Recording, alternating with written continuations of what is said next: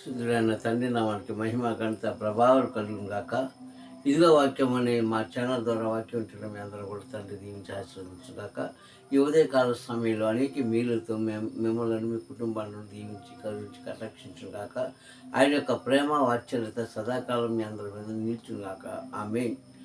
ప్రియ సంగమై మన యొక్క ఉదయకాల సమయంలో యథావిధిగా మా ఇదిగో వాక్యం అనే యొక్క యూట్యూబ్ ఛానల్ ద్వారా వాక్యం ఉంటున్నాం. మీ అందరికీ కూడా శుభములు శుభములు శుభములు. హల్లెలూయా. మరి యొక్క ఉదయకాల సమయంలో తండ్రి మనతో ఇస్తున్న మాట, వాగ్దానం ఇచ్చిన మాట మనం చూసుకుందాము. ఇప్పుడు సంగమా, ఈ లోకంలో చాలామంది శుభవచనాలు పలుకుతూ ఉంటారు. శుభవచనాలు పలుకుతూ ఉంటారు అంటే ఏదైనా ఒక శుభకార్యం జరిగినప్పుడు, ఆ శుభదినంలో వచ్చినప్పుడు పెద్దవారు ఆశీర్వదిస్తూ ఉంటారు. అదే శుభవచనములు. ఏంటి? నీవు దీర్ఘాయుష్మంతుడుగా ఉండు, నీవు మంచి మనసు కలిగి ఉండు, నీవు తండ్రికి లోబడు, నీ కన్న తల్లిదండ్రులకు లోబడు, నీ బంధుమిత్రులకు లోబడు, నీవు అణిగి మనకి ఈ లోకంలో దీర్ఘాయుష్మంతుగా ఉండి ఆయన ఆరోగ్యం ఆయుష్కాలము మీరు పొందుకోండి అని పెద్దలు దీవిస్తూ ఉంటారు. స్త్రీలనైతే సుమంగలిగా నీవు జీవించు, దీర్ఘసుమంగళగా నీవు జీవితాన్ని దీవిస్తూ ఉంటారు. ఇది శుభవచనములు. పిల్ల పుట్టినప్పుడు కూడా అలాగే దీవిస్తుంటారు. అలాగే శుభకార్యములు దేనికన్నా సరే అలాగే ప్రార్థిస్తూ ఉంటారు. ఒక ఇల్లు కట్టుకున్నా, ఒక స్థలం కొనుక్కున్నా, మరి ఏ శుభకార్యం అయితే మనం చేస్తున్నామో ప్రతి శుభకార్యంలో ఆయా సందర్భం బట్టి మనుషులు దీవిస్తూ ఆశీర్వదిస్తూ ఉంటారు. ఇది పెద్దల యొక్క ఆశీర్వాదము, తండ్రి ఇచ్చిన ఆశీర్వాదము. మరి వీటన్నిటికీ కూడా కొన్ని కార్యాలు జరగవచ్చు, కొన్ని కార్యాలు జరగలేకపోవచ్చు. ఒకరు ఇలా ఉండొచ్చు, ఒకరు అలా ఉండొచ్చు. కానీ తండ్రి దీవెన మన మీద ఉంటే ప్రతి ఒక్కరు కూడా, ప్రతి మనిషి, ప్రతి ప్రాంత భాషలు కూడా, ప్రతి పల్లె పట్టణాలు జీవించేవారు కూడా, ప్రతి బలహీనులను కూడా ఆయన లేవనెత్తి గొప్ప దేవుడు. ఆయన ఆశీర్వాదం ఎలా ఉంటుందంటే ఆకాశం కంటే ఎత్తుగా ఉంటుందంట. ఆకాశం కంటే ఎత్తుగా ఉంటుందంట ఆయన ఆశీర్వాదం. ఈ సంగమా, ఈ ఉదయకాల సమయంలో ఈ వాక్యం ఉంటున్న మనందరూ కూడా ఆయన దీవిస్తున్నాడు, ఆశీర్వదిస్తున్నాడు. ఆయన వాక్యం ద్వారా, ఆయన మాట ద్వారా మనం గమనించుకోగలిగితే, కావున ప్రియ సహోదరి సహోదరులారా, ఈ శుభవచనములు ఈ దినము మనందరి కోసము దేవుడు, మీ అందరి కోసము తండ్రి నాతో పలికిస్తున్న శుభవచనములు మీ అందరికీ కూడా శుభం కలుగును గాక. హల్లెలూయా. ప్రియ సంగమా, మరి తండ్రి అంటున్నాడు, నిన్ను నేను దీర్ఘాయుష్మంతుడుగా చెయ్యాలని, నీకు కుటుంబంలో సమాజంలో నీకు మంచి పేరు తేవాలని నేను నిన్ను దీవిస్తున్నాను అంటున్నాడు. ఇది ఎవరికి ఇచ్చాడు ఈ దీవెన? మొట్టమొదటిసారిగా ఎవరికి ఇచ్చాడు అంటే అబ్రాహం గారి యొక్క కాలంలో ఆయనను దీవించాడు. అంతకు ముందు కూడా ఆయన దీవించాడు, వాళ్ళని దీవించాడు. తర్వాత కూడా మనల్ని ఈరోజు మనం దీవిస్తున్నాడు.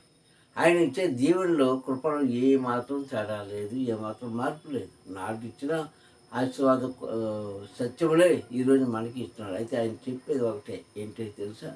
నా సత్యమును అనుసరించండి, అంతే. ఇక అంతకని చెప్పింది ఏం లేదు. అనగా ఆయన మాట ప్రకారంగా జీవించే వారికి జీవితంలో ఏదైతే కోల్పోతున్నారో అవన్నీ కూడా సమృద్ధి పరుస్తానని అంటున్నాడు ఈ ఉదయకాల సమయంలో. హల్లెలూయా. మీ అందరూ కూడా ఆయన ఆశీర్వాదంలో ఉండాలని కోరుకుంటున్నాను.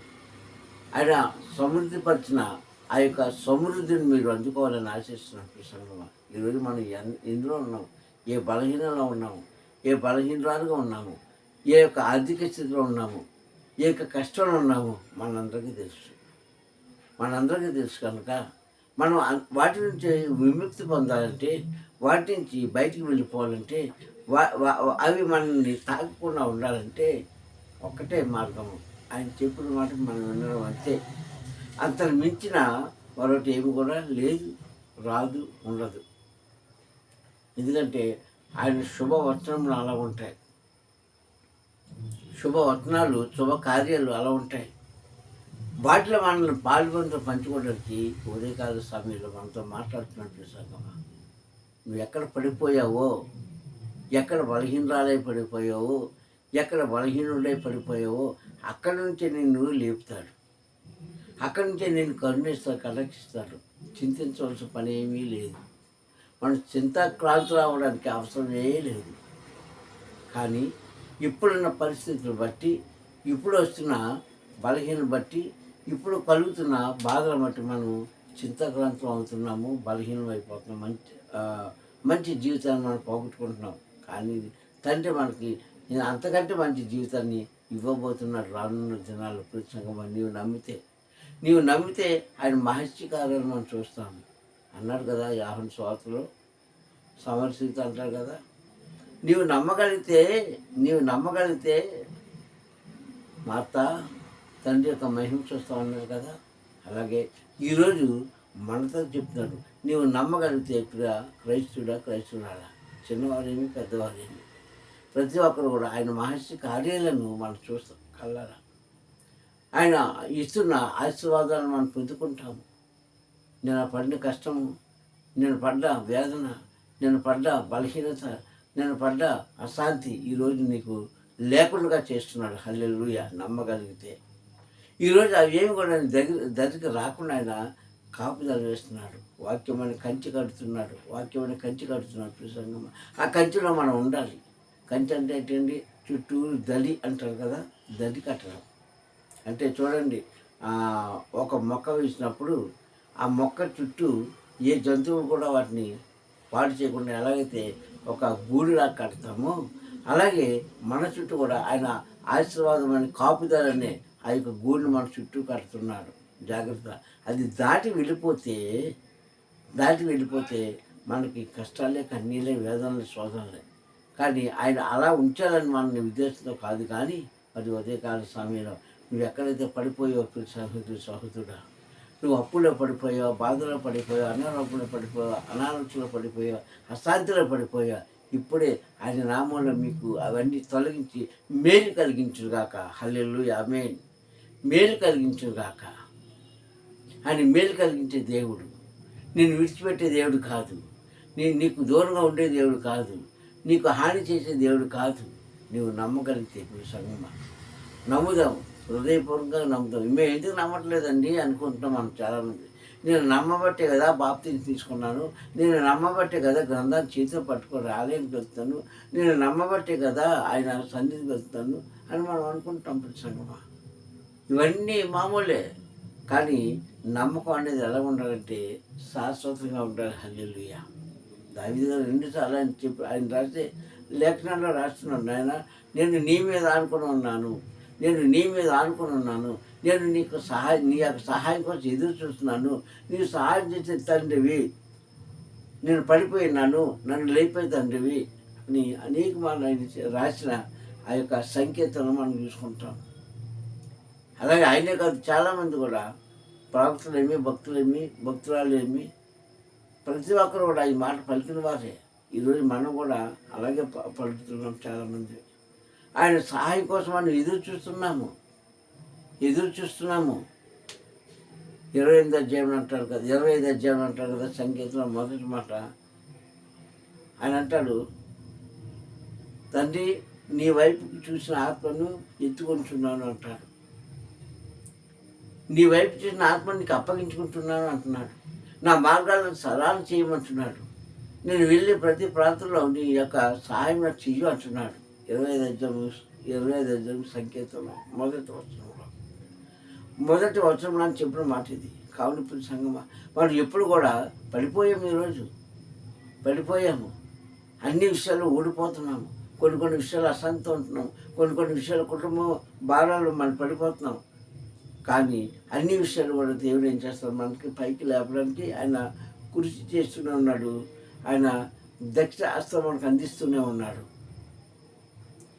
మనం కూడా ప్రార్థన హస్తాన్ని ఆయనకు అందించాలి. అందించినప్పుడు ఆయన మనకు ఖచ్చితంగా మేలు చేస్తారు. చూసాను, అనాలోచనలో ఉన్నాము, మనం ఆర్థిక స్థితిలో ఉన్నాము, బాధలో ఉన్నాము, కుటుంబ సమస్యలో ఉన్నాము, భర్త భార్య సమస్యలు ఉన్నాము, పిల్లల యొక్క సమస్యలో ఉన్నాము, నీ యొక్క తోటి వారి సమస్యలు ఉన్నాము. ఏంటి నా జీవితం అనే సంవత్సరం ఉన్నాము. ఇవన్నిటికీ కూడా ఆయన పరిష్కారం ఇస్తాడు. అయితే ఒకటి ఇక్కడ మనం ఆలోచించుకోవాల్సింది ఏంటంటే, నీకు నీకు వ్యర్థమైనది ఏదైనా ఉంటే నీవే తీసేసుకోవాలి దాన్ని. ఆయన తీయడు. నీకు వ్యర్థమైనది ఏదైనా నీలో ఉంటే అది నువ్వే తీసేసుకోవాలి. ఆయన తీయడండి. ఎందుకంటే ఆయన పెట్టలేదు కనుక. ఆయన పెట్టలేదు కనుక ఆయన తీయడు. నువ్వు పెట్టుకున్నా కనుక నీవు కష్టాన్ని అనుభవిస్తున్నావు కనుక మనం ఏం చేయాలంటే వాటి నుంచి నువ్వే దూరంగా వెళ్ళిపోవాలి. వాటి నుంచి నీవే దూరపరచుకోవాలి. అప్పుడే నీ జీవితం వెలిగించబడుతుంది. అప్పుడే నీ జీవితం ఆశీర్వదించబడుతుంది. అప్పుడే నీ యొక్క కుటుంబము స్థిరపడగలుగుతుంది. సంగమా, ఏది తెలియలేని అనాలోచన నీలో ఉందేమో దయచేసి ఈ ఉదయకాల సమయంలో వాటిని నువ్వే దూరపరచుకో. ఆయన దూరపరచుకో. తప్పు మనం చేస్తున్నాము, తప్పుదారిలో మనం నడుస్తున్నాము, తప్పుడు మాట మనం మాట్లాడుతున్నాము, తప్పుడు తలంపులు మనం ఆలోచించుకుంటున్నాము, ఇల్లు ప్రార్థన చేస్తున్నాము. అది ఎంతవరకు న్యాయం? ఎంతవరకు న్యాయమో మనకి చెప్పండి మీరు. కనుక అది ఏమాత్రం కూడా న్యాయం కాదు సంగమా, ఏమాత్రం కూడా న్యాయం కాదు. ఎందుకంటే ఆయన నీ జీవితంలోకి చీకటిని రప్పించలేదు. ఆయన నీ జీవితంలోకి బాధల్ని రప్పించలేదు. ఆయన నీ మనసులో కలుషితం చేయలేదు. ఆయన నీ బ్రతుకు తారుమారు చేయలేదు. ఆయన నిన్ను మాయమాటలో పడలేదు. ఇవన్నీ మనం చేసుకున్నాం కనుక నువ్వే తీసేసుకోవాలి. మనమే తీసుకోవాలి. వాటిని తీసేసుకొని అప్పుడు ప్రార్థించేయి, తండ్రిని ప్రతిఫలిస్తాడు.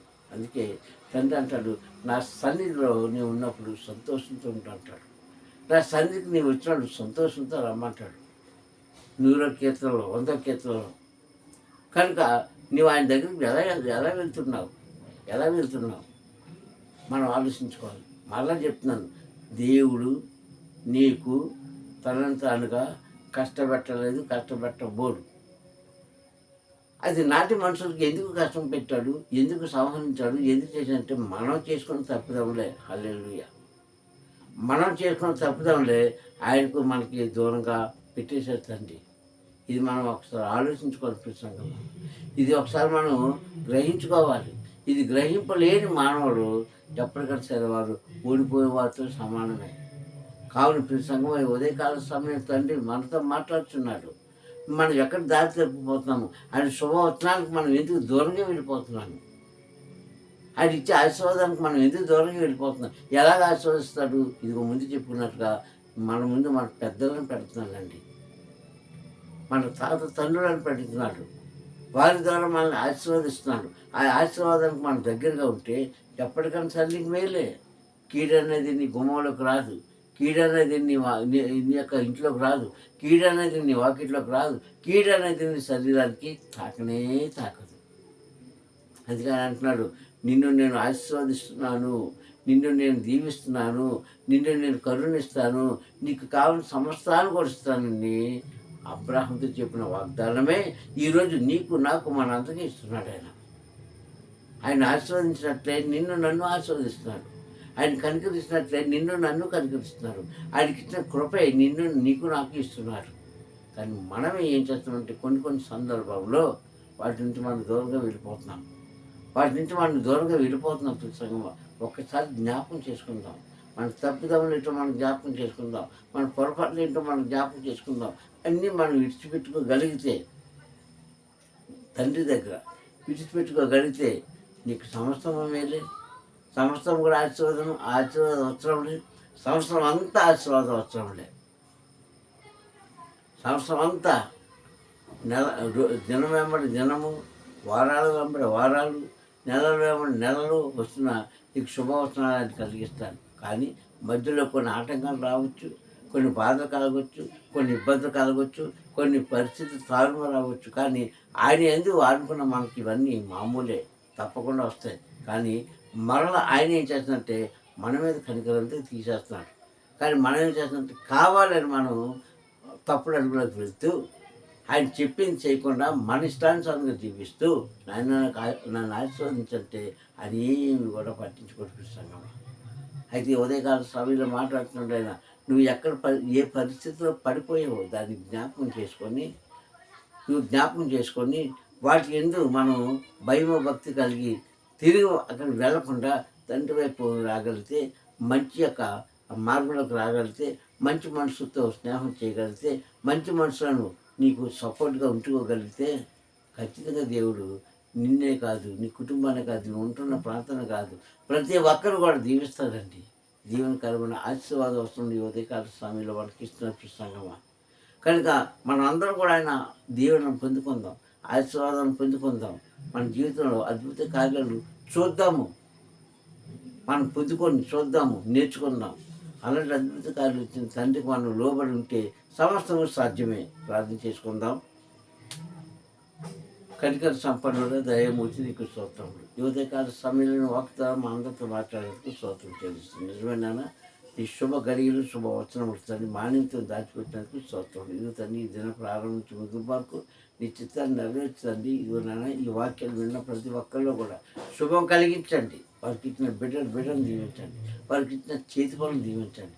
అయ్యా వారి ఉంటున్న ప్రాంతాన్ని దీవించండి. వారి నడుస్తున్న నరకలను సరిచేయండి. వారి తండ్రి పడిపోతున్న ప్రభావ నీ దక్షిణ హస్తంతో పట్టుకొని తండ్రి వారిని నడిపించి నామను కనుపట్టుకుని తండ్రి ఇచ్చిన వాగ్దానం ప్రకారంగా తండ్రి ఎంతైతే ఆ బాధలో ఉన్నారు, కష్టాలు ఉన్నారు, కన్నీళ్ళు ఉన్నారు తండ్రి, వేదనలు ఉన్నారు, వారందరినీ కూడా తండ్రి నన్ను మీరు పైకి లేపి మీ నామాన్ని కనుపట్టుకుని మంచి పొందుకుంటామని మా ప్రియ రక్షకుడైన మెస్సీ నామని ప్రార్థన సమర్పించుకుంటున్నాను పరమ తండ్రి. హల్లెలూయా, హల్లెలూయా, హల్లెలూయా.